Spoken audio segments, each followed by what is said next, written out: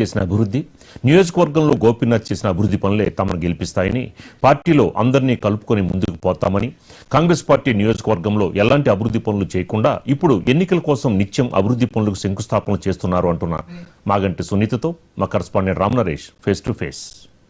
మాగంటి సునీతను కేసీఆర్ అనౌన్స్ చేయడం జరిగింది. దీంతో బీఆర్ఎస్ శ్రేణుల్లో ఉత్సాహం అయితే నెలకొంది. దీనికి సంబంధించి అంటే మాగంటి గోపీనాథ్ మరణం తర్వాత జరుగుతున్న ఈ జూబ్లీ హిల్స్ ఎన్నికలకు సంబంధించేసి సునీత గారిని ప్రకటించిన నేపథ్యంలో ఆమె ఎప్పుడైతే తెలుసుకుందాం. మేడం చెప్పండి, అంటే ఇప్పుడు జూబ్లీ హిల్స్ ఎన్నికల్లో అకాల మరణం అంటే మాగంటి గోపీనాథ్ గారు అకాల మరణం తర్వాత ఎన్నికలు జరుగుతున్నాయి కాబట్టి పార్టీ అభ్యర్థిగా మిమ్మల్ని ప్రకటించారు. మీరు ఏ విధంగా ఫీల్?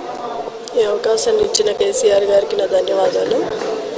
మా కుటుంబానికి సపోర్ట్ చేసి అండగా నిలబడిన బీఆర్ఎస్ పార్టీకి కేటీఆర్ అన్నకి నా ధన్యవాదాలు. అంటే ఈ ఎన్నికల్లో ప్రచారం మీరు అంటే ఏ పార్టీకి సంబంధించిన ప్రచారం ఏ విధంగా ఉండబోతుంది?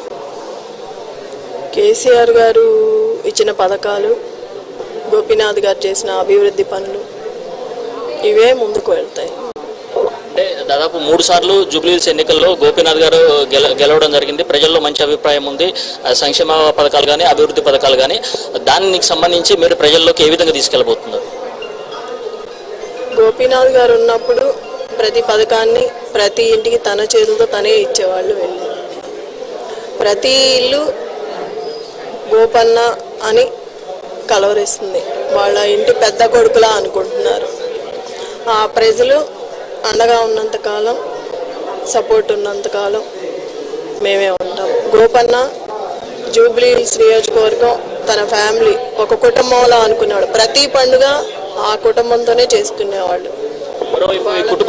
మీ కుటుంబ సభ్యులంతా కూడా ఇప్పటికే ప్రచారం అంటే వార్డు లెవెల్లో కానీ బూత్ లెవెల్లో కానీ ప్రచారం చేస్తారు. అంటే మీ పిల్లలు కానీ మీరంతా కూడా ప్రచారం చేస్తారు. పబ్లిక్ నుంచి రెస్పాన్స్ అనేది ఎలా ఉంది? అదే గోపన్న అంటేనే మా ఇంటి పెద్ద కొడుకు, పెద్ద దిక్కు పోయింది. మాకెవరుంటారు? అర్ధరాత్రి అపరాత్రి ఎప్పుడైనా ఫోన్ చేస్తే గోపన్న అంటే వచ్చేసేవాడు. మాకు ఏ ఆపదున్నా ఆదుకునేవాడు. అలాంటి మనిషి ఎవరు లేరు. ఇప్పుడు ఎవరుంటారు అండగా?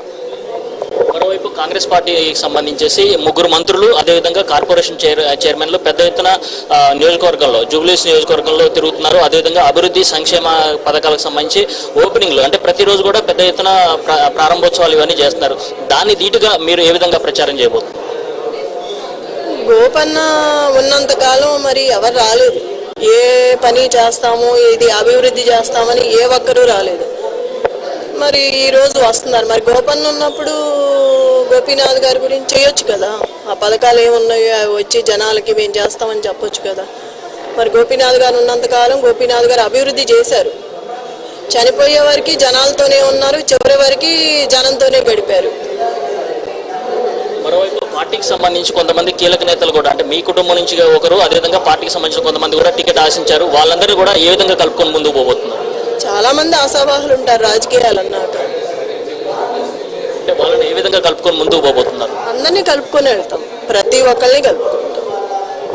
ఇది మొత్తంగా చూసుకుంటే జూబ్లీ హిల్స్ ఎన్నికల్లో అందరినీ కలుపుకొని ముందుకు వెళ్తామని చెప్పేసి కాంగ్రెస్ పార్టీ గతంలో ఇక్కడ అభివృద్ధి పనులు చేయకుండా ఇప్పుడు ఏ విధంగా అభివృద్ధి పనులు ముందుకు చేస్తున్నారు ఆయన ప్రజలు నమ్మరు. మాగంటి గోపీనాథ్ అంటే తమ ఇంట్లో పెద్ద కొడుకుగా అందరూ భావిస్తున్నారు. ఈ నేపథ్యంలోనే ఎన్నికల్లో తమ గెలుపు ఖాయమంటూ కూడా